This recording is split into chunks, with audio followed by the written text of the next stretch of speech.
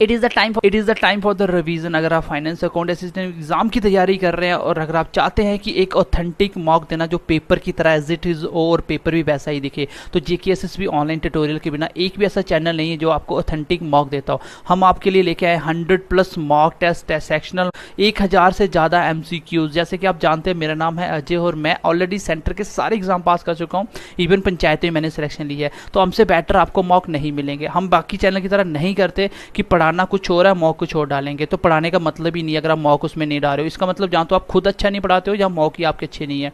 तो बिल्कुल authentic mock देना चाहते हो, तैयारी चाहते हो, रिवीजन करना चाहते हो, तो जल्दी से JKSSB ऑनलाइन ट्यूटोरियल ऐप को डाउनलोड कीजिए और प्ले स्टोर में जाके बाय कीजिए बिल्कुल सस्ते प्राइस में बेस्ट क्वालिटी मॉक टेस्ट।